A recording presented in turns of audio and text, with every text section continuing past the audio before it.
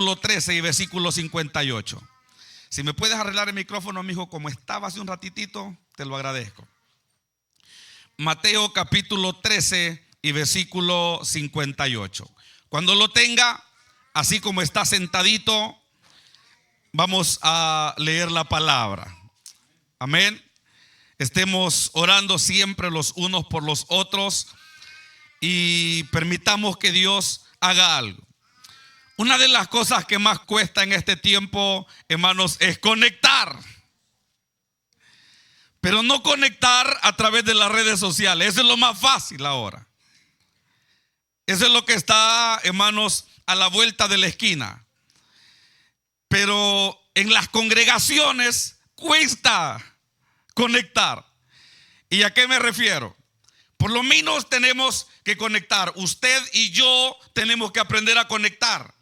Porque de lo contrario yo hablo, pero ustedes no reciben. Entonces, y eso no está bien. Que yo venga, predique y usted se regrese para su casa y que diga, en mí no pasó nada ahora. Entonces, pero todo tiene que ver, hermanos, con que nosotros conectemos. La pregunta es, ¿usted está conectado ya? Todavía no. ¿Hay que seguir cantando? Nada. Mateo capítulo 13 y versículo 58. Cuando lo tenga, solamente me dice amén. Va. Y conectamos, ¿le parece? Usted solamente me sigue, abra su corazón y dígale, Señor, alguna palabra vas a tener para mi vida en esta tarde. Así que yo me alegro de tenerles acá a todos, a la hermana Rosario, a hermano Iván, a la nietecita también, porque es nietecita, no, sobrinita, ¿verdad? Sí, mejor, que ya me estoy sintiendo algo viejo. Y me da gusto mirar a mis hermanos también, a quienes les queremos mucho, y a cada uno de ustedes. Mateo capítulo 13, Josué es mi amigo y me da gusto tenerle aquí en primera fila. Cualquier pregunta se la hacen a él. Mateo capítulo 13 y versículo 58. Pero leamos desde el versículo 53. Dice la palabra: aconteció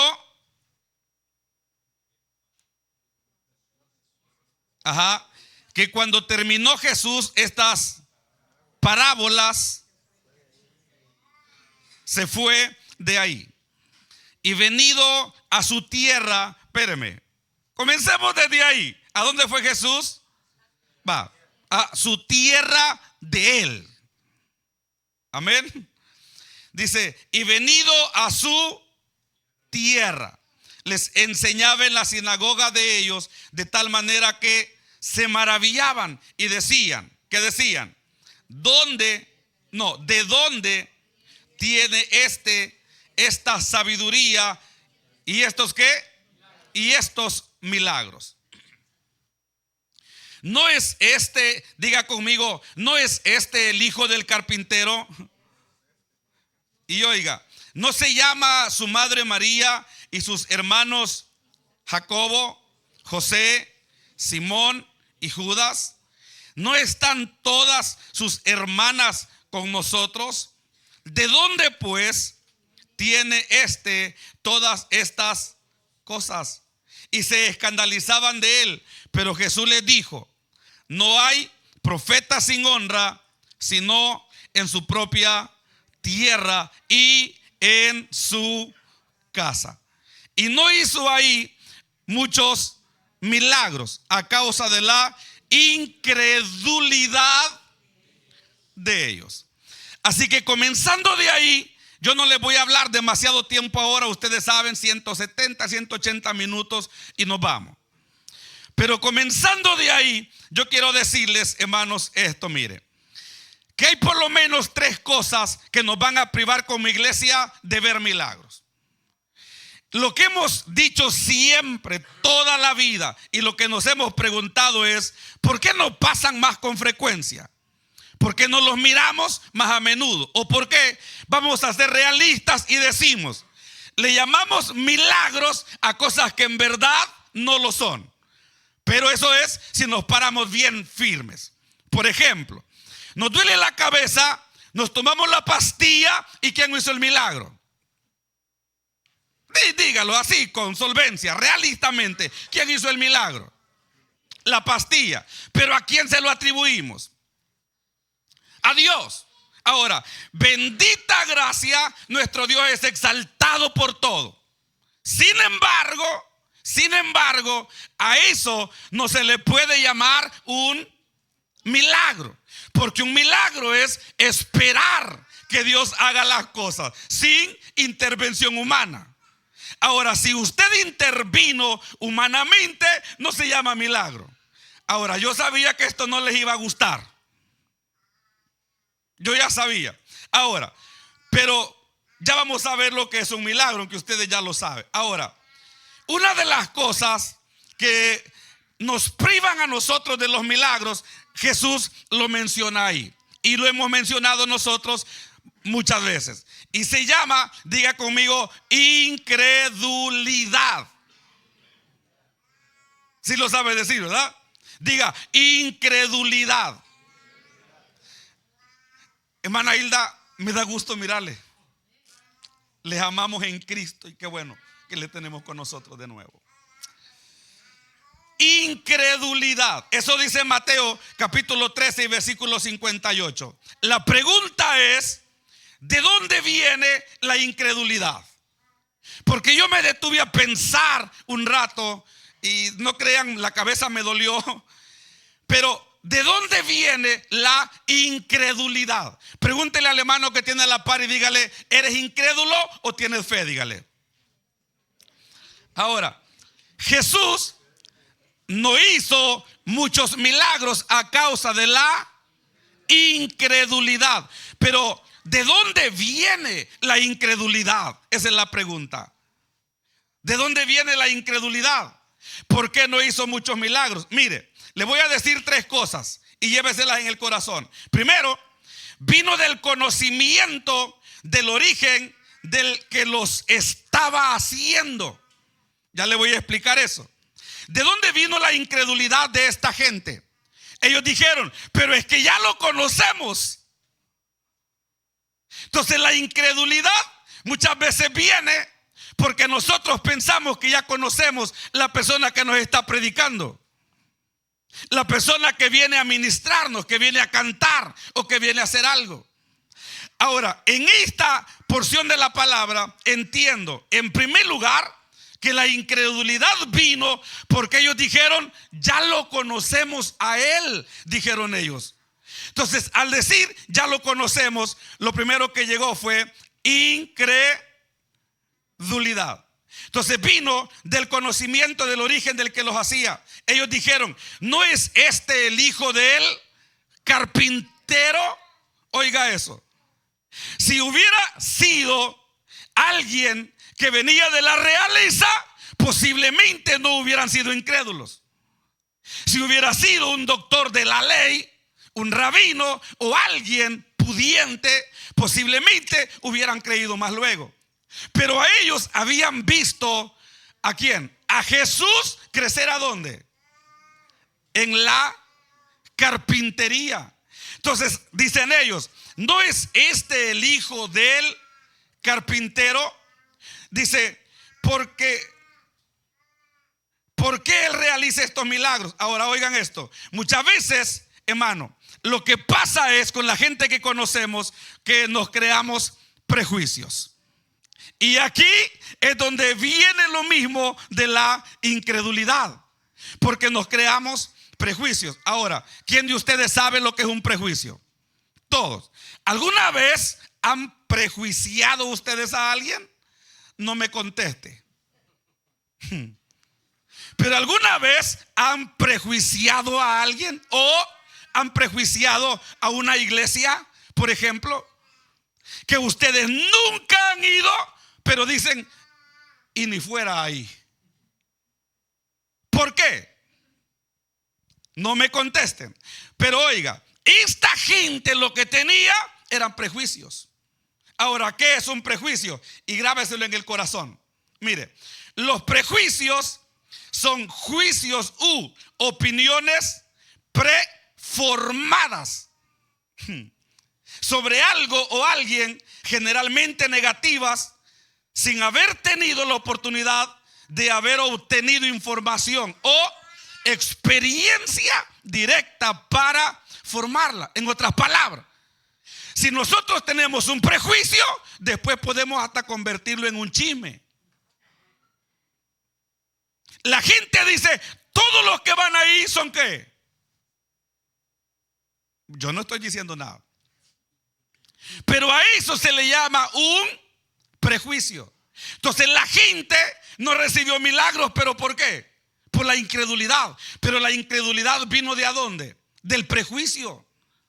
Porque si hubiera llegado Carlos Anacondia, un doctor o alguien, quizá hubiera sido distinto. Sin embargo, ellos dicen estas palabras, hermanos, que quiero que ustedes lean otra vez.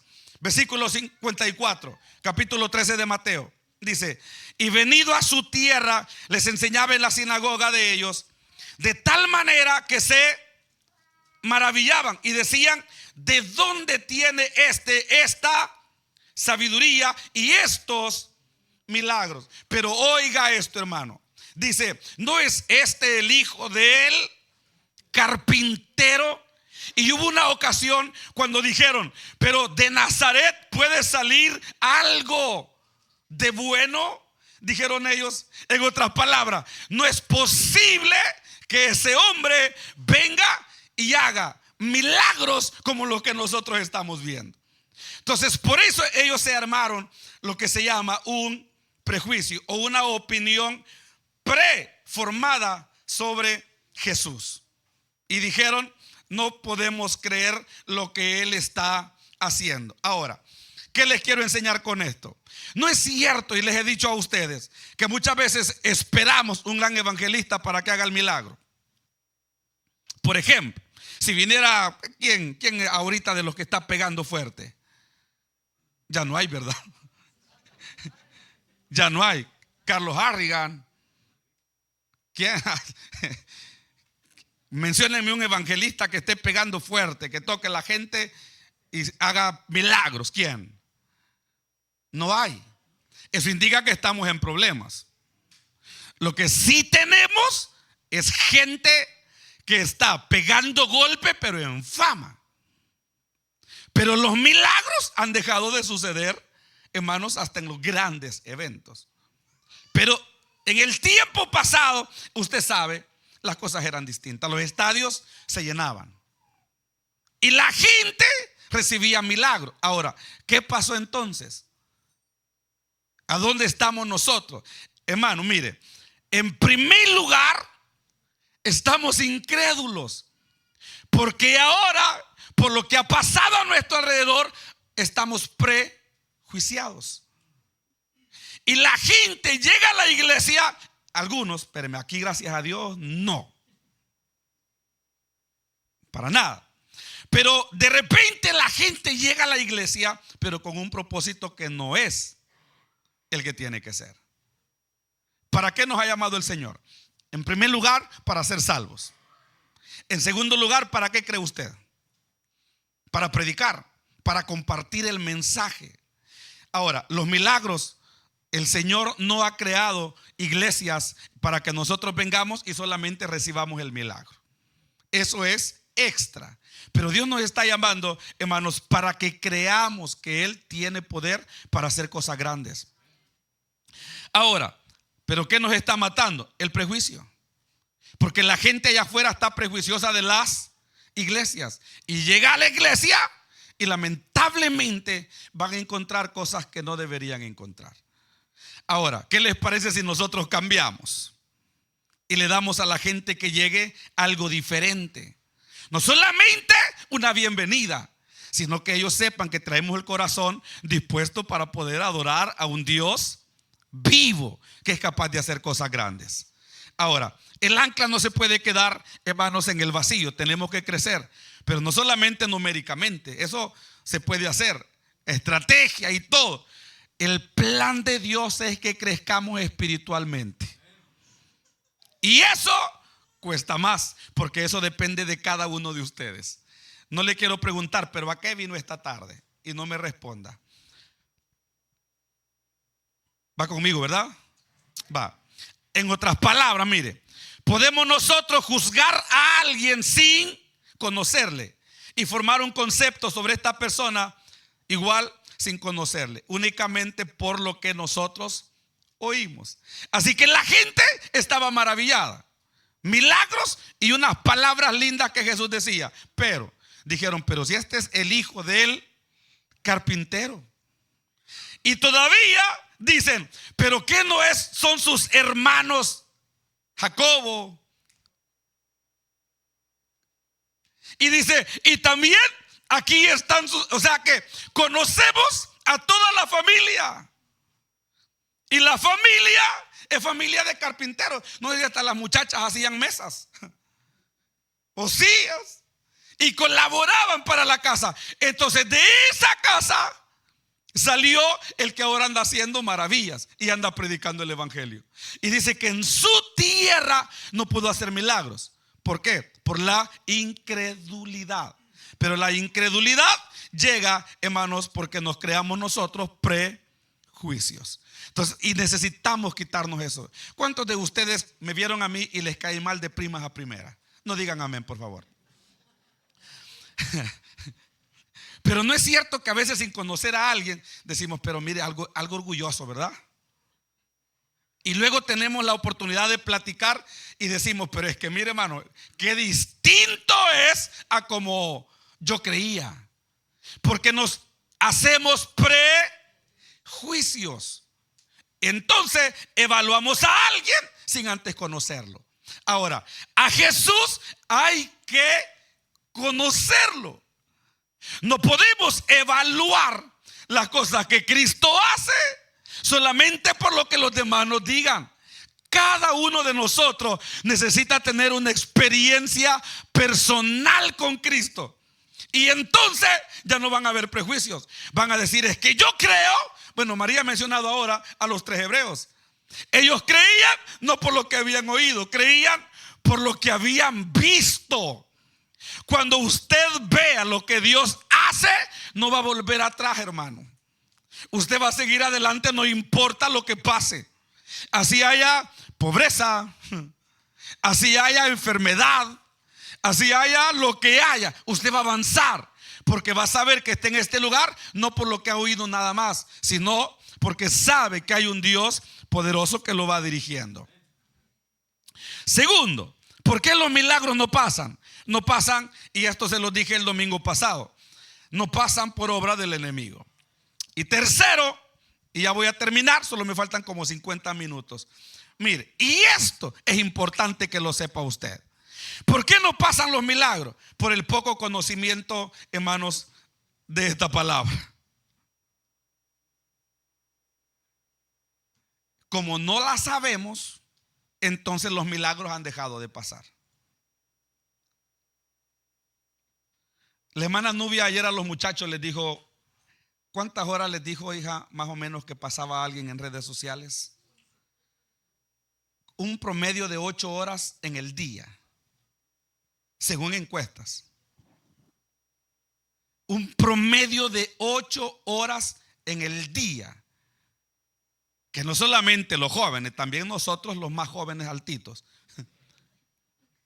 pasamos en las redes sociales. Ahora usted va a decir, yo un ratito lo miro, hermano. Sí, ese ratito dura 20 minutos. Barre y otro ratito de otros 20 minutos. Pone el arroz al fuego y mientras está otro ratito de otros 20 minutos. Así que poco a poco vamos acumulando el tiempo que nosotros pasamos en las redes sociales. No me diga, porque sé que ustedes la mayoría, gracias a Dios, son gente santa aquí. Pero, ¿como cuánto más o menos cree usted que pasa en las redes sociales? Tampoco me diga eso. Póngale 3 horas, por poquito. Porque andamos trabajando, luego nos vamos para la esquina y comenzamos a mirar un ratito y a ver que el patrón no vaya a llegar por cualquier cosa. ¿Verdad que ya les ha pasado, verdad? Entonces, en ese tiempo podemos pasar 3, 4 horas. Ahora, en el día, ¿cuánto tiempo leemos la palabra? ahí es donde la santidad a nosotros se nos va. Ahí es donde dijo un predicador: si no dice amén, por lo menos ay, ay, ay, diga, dijo. Porque la palabra la hemos hecho a un lado. Y seamos realistas como iglesia, ¿sí o no? Qué lindo sería que cada vez que abrimos el teléfono nos aparecieran por lo menos unos 6 textos de la Biblia y los leyéramos. Usted comería palabra por 3 horas. Pero ¿qué es lo que está pasando, hermano? Los milagros están dejando de suceder porque la palabra no la estamos teniendo como tenemos que hacerla. Ahora, vea lo que hizo, hermano, Jesús. Mateo capítulo 5 y versículo 1. Mateo capítulo 5 y versículo 1.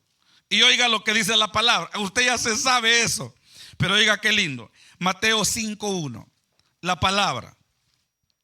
Cuando lo tenga me dice amén. Viendo la multitud, ¿qué hizo?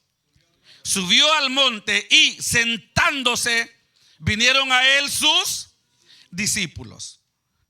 Pero oiga el 2. Y abriendo su boca, ¿qué dice? Les enseñaba diciendo. Oiga eso. ¿Quién está enseñando? Jesús. Las multitudes van con él, donde él está. Y dice que él se sienta. Ahora, ahí, hermanos, hay principios tremendos. Porque Jesús no comenzó su ministerio haciendo milagros. Si usted lee capítulo 1, Mateo 2, 3, 4 y 5, 6 y 7, hay 7 capítulos y la Biblia no registra milagros. Lo que la Biblia registra es el comienzo del Sermón del Monte, Mateo capítulo 5. Pero ¿qué es lo que Jesús hizo? Dice que les enseñaba diciendo. Ahora, ¿qué es lo que menos nos gusta a nosotros? La enseñanza. Eso es lo que menos nos gusta a nosotros, la enseñanza. ¿Por qué? Porque nos parece aburrida. Pero Jesús les enseñaba diciendo. Ahora, Jesús no comenzó haciendo milagros. Los milagros comienzan después de recibir la palabra. Y esto quiero que se lo lleve al corazón. ¿Por qué los milagros no pasan entonces? Porque no estamos recibiendo palabra. Es lindo venir, cantar y adorar, pero la iglesia necesita palabra. Y lo que menos estamos recibiendo es palabra. Es que yo ya sabía que ustedes así se van a poner. Mateo capítulo 8 y versículo 1. Mateo capítulo 8 y versículo 1. Oiga esto. Porque Jesús termina la enseñanza del Sermón del Monte. Pero él dice que abriendo su boca les enseñaba diciendo. Pero Mateo capítulo 8 y versículo 1. ¿Qué dice la palabra? ¿Lo tiene? Va. Cuando descendió Jesús del monte, le seguía mucha gente. ¿Se acuerda de esta palabra usted? No. Vuelva a leer conmigo el capítulo 5, 1. ¿Qué dice? Viendo la multitud, subió al monte y enseñándoles y sentándose, vinieron a él sus discípulos y abriendo su boca les enseñaba diciendo. Y oiga esta palabra. Dice que viendo las, diga conmigo multitudes, diga. Oiga esa palabra. Dice que Jesús vio las multitudes. Pero ahora vaya al capítulo 8 y versículo 1.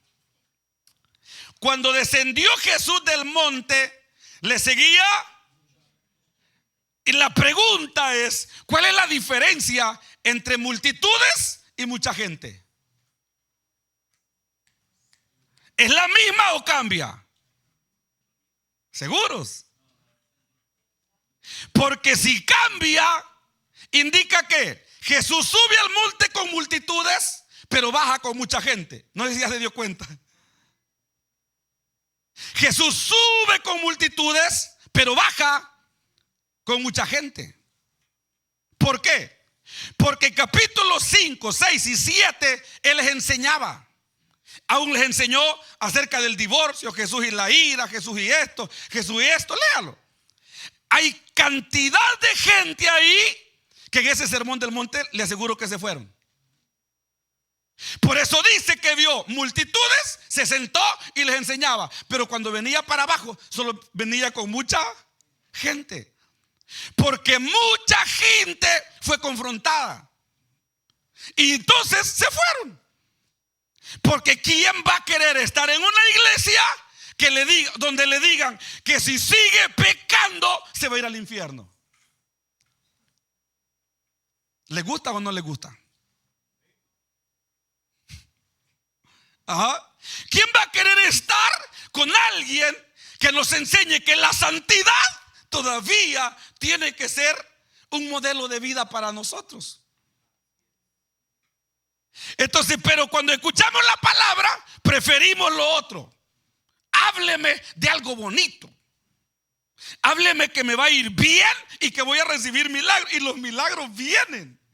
Pero primero, la palabra tiene que hacer algo. De lo contrario, vamos a estar engañados toda la vida. Le vamos a llamar milagro a lo que no es un milagro. ¿Quiere un milagro de Dios? Vaya de rodillas y vaya a la palabra en intimidad. Y dígale, ¿sabes qué, papá?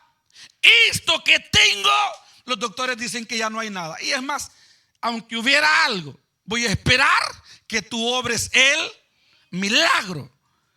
Cuando la iglesia entienda eso, los milagros van a pasar. De lo contrario, siempre vamos a ir a gastar nuestros cientos de dólares con un doctor. Y al regresar vamos a decir que gracias a Dios y a sus milagros pasó algo. Pero a eso no se le llama milagro. Yo sabía que así se iban a poner ustedes. Porque como estamos acostumbrados a escuchar palabras bonitas, que Dios se mueve, que Dios está aquí, bendita gracia. Pero la palabra necesitamos entenderla. Así que Jesús está enseñándole a la multitud, pero baja con mucha gente. No sé cuántos cientos se fueron. Y está bien. Por eso la iglesia, hermano, usted sabe que la iglesia sube y baja. Hay gente que llega y luego dice, mire, ya no me gustó cómo cantó, hermano. Gracias a Dios no canto, pero algunos así se van diciendo. Dice, sí, es que lo escuché cantar allí. Dice, no me gusta cómo canta el pastor. Y se van. Yo no puedo hacer nada. Por eso es que la iglesia necesita no enfocarse. Nosotros hacemos lo que podemos para Dios, pero no enfocarse solamente en el liderazgo, sino enfocarse en Él. Si usted está aquí por Él, llueva, truene, relampaguee, tiemble o haya tsunami, usted va a seguir en el ancla. Y va a decir, es que como el pastor no es el que me mueve a esto, sigo adelante. Así que haya pastor o no haya pastor, ame a Jesús y las cosas van a cambiar. Yo se lo aseguro. Pero hay que amarlo. Hay que amarlo. Entonces, los milagros comienzan después de recibir la palabra. Vea esto. Jesús, dice la Biblia que ahora, y póngale cuidado a esta palabra. Cuando descendía Jesús del monte, le seguía mucha. Todavía habían varios, pero ya no son multitudes, sino mucha gente. Y aquí vino un mire lo que pasó. Porque primero les enseña y los que se quedaron comenzaron a mirar eso. ¿El qué? Los milagros. ¿De dónde viene él? De enseñarles. Ahora, ¿cuál es el mal que nosotros hacemos como iglesia? Mandar a la gente a que lidere y a que haga todo lo demás sin antes enseñarle la palabra. Y como no saben la palabra y lo que saben son conceptos o lo que miran en otro lado, eso nos enseñan. Pero la palabra es importante. Está conmigo, ¿verdad? Y dice, y aquí vino un leproso y se postró ante él diciendo, Señor, si quieres, puedes limpiarme. Ahora, ¿con qué no es este el primer milagro que la Biblia registra? El primero me parece que es el de las bodas de Caná, cuando Jesús convirtió el agua en vino. Más adelante tal vez hablemos de eso, porque les dije que vamos a hablar de los milagros por un buen rato, hasta que usted comprenda la palabra y pasen milagros. Tienen que haber milagros. Es que, hermanos, somos una iglesia pentecostés o pentecostal, como usted le quiera llamar, pero tenemos que ser una iglesia que sea avivada por Dios, pero no con emocionalismo. Mire, porque yo me convertí, hermanos, no al emocionalismo. Si en la iglesia donde yo crecí era una iglesia en el campo, como nosotros le llamamos, había un barranco o barranca, como usted le llame, para allá, una casita por aquí, la gente hasta creía que tener un teclado era pecado. Ustedes no saben de dónde venimos nosotros. Está la hermana Evelyn, que también sabe que una iglesia que pastoreamos, la gente decía: es que la batería es del diablo, hermano.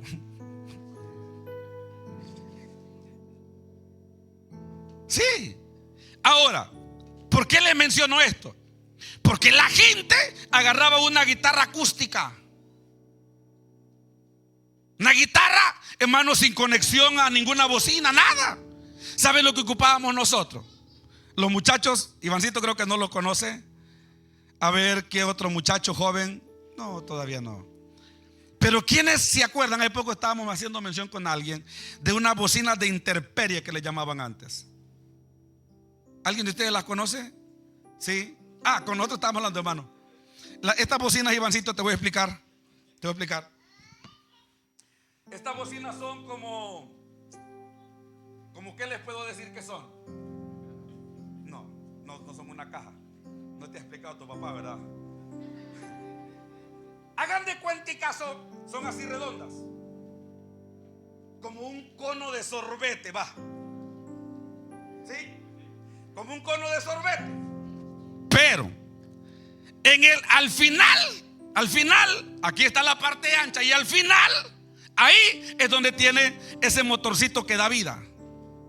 Entonces de ahí se desprende una línea de estas, y se conecta a una cajita que le llamamos un amplificador, así chiquitito. Va conectada ahí, y de ahí va conectado un micrófono.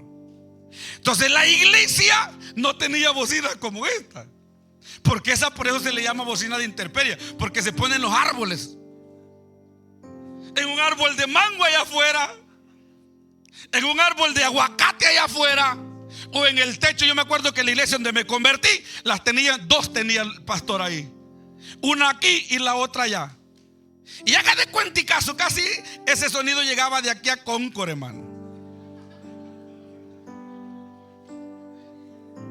Y comenzaba el pastor como a esa de las 2 de la tarde.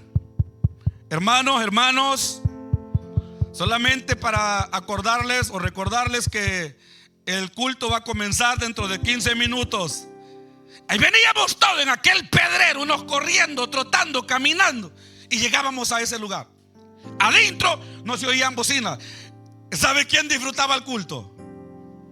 Los vecinos, porque todo se oía para afuera.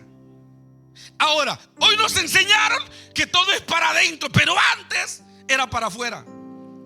Lo curioso es que metidos nosotros en todo esto, donde uno escuchaba la palabra, donde uno recibía el mensaje, donde las alabanzas, hermanos, hacían un efecto especial en el corazón, donde habían guitarras acústicas. Y yo no digo que regresemos a eso para nada. Dios nos ha provisto de todo esto y vamos por más. O sea, entre cosas mejores tengamos, bendito Dios, pero que no se nos olvide que sin la gracia de Dios todos los lujos no sirven para nada. O sea que todo tiene que estar alrededor de su gracia. Yo no digo que pongamos una bocina intemperie, no, hermano. Pero lo que sí digo es que nuestro corazón sea un corazón puro, sencillo. Y les conté la vez pasada, y no solamente este hombre llamado Sabas, no sé cómo se llamaba, así sé que se llamaba, don Sabas le decíamos. No sé si Sebastián, no sé, don Sabas. Les conté la vez pasada de este hombre. Mi mamá dijo, a él le cayó gota. No sé si ustedes saben, pero esa es una enfermedad que cae y paraliza las piernas o donde caiga.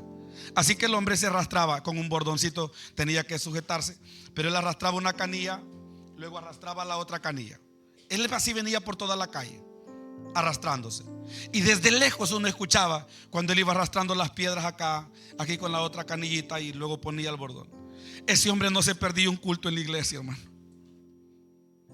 Si el culto era a las 4, él salía a las 2 de la tarde. Y cuando nosotros llegábamos, don Saba ya estaba sentado ahí. Y todos nosotros terminábamos el culto bendecidos, disfrutábamos, salíamos para la casa. Y allá estábamos tomando café en la casa. Como 1 hora y media después, iba don Saba otra vez arrastrando sus piecitos, hermanos, para llegar a su casa. Más de 2 horas caminando. ¿Y sabe lo que se movía en esa iglesia? Es lo que a mí me llenó tanto, y por eso estoy ahora aquí. Se movía una gracia, un poder de Dios tan maravilloso. Y no dependía del pastor, dependía del corazón de cada uno de los congregantes. Y hermano, pasábamos no 40 minutos, pasábamos horas adorando. Porque decía el pastor o alguien que estaba ahí, hermanos, pasen al altar, vamos a adorar. Y la gente con un hambre venía al altar. Algunos hablando lengua, otros llorando. De repente caía un hermano por allá, ministrado. Y de repente se levantaba por allá alguien y decía, hermano, yo quiero testificar. Decía, tanto tiempo he venido pidiéndole a Dios por esta enfermedad aquí. Dice, y ahorita, dice fulano de tal, solamente pasó, puso la mano en mí. Dice, yo estoy completamente sana. Estoy completamente sano. Ahora, ese Jesús que hacía estos milagros en esos lugares tan escondidos, ese es el mismo Jesús que predica el ancla. Por eso es que creo que lo que necesitamos es la palabra. Préstele atención a la palabra y las cosas van a pasar. Pero si vino por un milagro, bendita gracia, Dios lo va a hacer. Pero necesita recibir la palabra. Dice que Jesús se enfrenta ahora, viene bajando del monte, y había estado en el monte en un rato para que les enseñara toda esta palabra. Jesús estuvo en el monte, hermano, un buen rato, y ahora viene con mucha gente. Y lo primero que se enfrenta, déjeme ir terminando acá, pero lo primero que Jesús se encuentra es a un leproso. Ahí, a un leproso. Ahora, ¿qué era un leproso? Un enfermo. La lepra son esas llagas feas que salen en el cuerpo. O sea, es algo, no sé cómo decirle, pero es una enfermedad donde la ley decía, si tú comienzas a tener una pequeña llaga en el cuerpo, ve donde el sacerdote, y el sacerdote va a determinar qué clase de lepra es. Si es lepra de la mala, hay que aislarlo. Si es lepra de la que no se pasa, es por ahí que se quede, que se recupere. Pero la lepra de la mala aislaba a la gente. No importara que tuviera esposa, hijos, parientes, un buen trabajo, no importaba, se tenía que aislar. Decían, fulano de tal tiene lepra, decía el sacerdote, hay que aislarlo. Así que a los leprosos los mandaban a otro lugar, alejados de la sociedad. Y Jesús viene descendiendo del monte al que había subido con mucha gente, y se le aparece a alguien que tiene lepra. O sea, alguien que tiene necesidad, alguien que necesita un milagro. Ahora, yo me pregunto, ¿este leproso escuchó el mensaje de Jesús? Posiblemente. Y estaba a lo lejos quizá. Y cuando escuchó, bueno, vamos a despedir el culto, el leproso dijo, yo no puedo estar delante de todos aquí. Así que se fue más adelante al camino. Y por donde Jesús venía pasando, ahí estaba el leproso. Y ya había escuchado la palabra. Y oiga qué tremendo, mucha gente se fue, pero el leproso seguramente se quedó. Porque los que se quedan son los que lo necesitan. Los que no lo necesitan se sienten confrontados y se van. Pero los que lo necesitan dicen: no importa, esa es la palabra que yo quiero y lo voy a esperar aquí abajo. Así que viene el leproso y está por ahí temblando, con llagas, y ve a Jesús y tuvo que acercársele. Y oiga qué tremendo, porque Jesús también se le acercó a él y le dice: Señor, si quieres, ¿qué le dijo? Puedes limpiarme. Pero oiga, porque no se trata de mandarle al cielo lo que haga para nosotros. Se trata de humillar nuestro espíritu y nuestra alma. Nos han enseñado últimamente que hay que declarar palabra. Nos han enseñado últimamente que hay que decir una palabra positiva. Y es cierto, tienen razón. Pero si esa palabra no va acompañada con esta palabra sagrada, va a ser difícil. Entonces la gente solo llega y se emociona. Dice, ¿sabe cuántas locuras hemos visto también en campañas? Nos pasó con alguien que dice el predicador: ¿verdad que usted fue sana, verdad? No diga que no. ¿Usted recibió sanidad? Sí, la recibió. Y ahí pasa la hermanita y dice: hermano, dice, yo les quería testificar que sí, por aquí me dolía, pero fíjese que ya estoy bien. Y se va para la casa sana. El siguiente día viene el hermanito otra vez: hermano, fíjese que el dolor me regresó, fíjese. ¿Por qué? Porque no estamos siendo sinceros. Cuando usted le diga a Dios: voy a testificar de lo que tú hagas, hágalo. Y la enfermedad que tenía, suéltela. Y dígale: papá, no voy a solamente declarar palabra, voy a confiar en tu palabra, que va a pasar algo poderoso para conmigo. Y yo les aseguro que va a pasar. Así que el leproso dice: yo lo necesito, si quieres puedes limpiarme.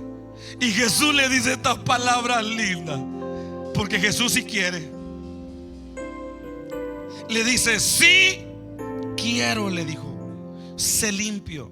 Pero hay una palabra ahí, hermanos, y una acción que a mí me encanta, porque nadie podía tocar a los leprosos, porque la lepra se pasa. Es como haber venido para el tiempo de COVID. Hermano Freddy anda COVID, ¿verdad? Sí, que Dios te bendiga, hermano, un abrazo. ¿Quién lo hacía? Nadie. Anda COVID, vaya cuarentena, no se puede. Y los leprosos eran igual. Nadie los abrazaba, nadie los saludaba: Dios te bendiga, qué bueno andar leproso, nos da gusto. Nadie lo hacía. Pero Jesús hace lo que el hombre no puede hacer. Jesús se acerca y le dice: yo quiero, sé limpio. Y dice la palabra que lo tocó. Nadie podía tocarlos, pero Jesús es la autoridad suprema del cielo y de la tierra. Los demonios mismos y la enfermedad han de sujetarse a su poder. Y dice la Biblia que lo tocó. Le dijo: yo quiero, le dijo, sé limpio. Tocó al leproso y al instante, oiga eso, porque el milagro pasa así. El milagro pasa en el instante. Por eso se llama milagro, porque pasa ya. Usted lo quiere ahora, Dios se lo puede dar ahora. Si no, hay que seguir esperando. Pero en ese instante la lepra le desapareció a aquel hombre. Y ahora este hombre está contento, gritando, feliz, adorando. Y dice: es que algo pasó con mi cuerpo, mírenme. Eso es lo inexplicable a los ojos de la humanidad, porque lo que antes se veía, ahora ya no se va a ver. Por eso, hermanos, creo que necesitamos ese toque de ese Jesús maravilloso. Pero antes que nada, como palabra, como cristianos, vamos a la palabra. No dejemos que las demás cosas nos quiten el tiempo. Vamos a la palabra y que Dios haga cosas maravillosas entre nosotros. ¿Por qué no se pone de pie?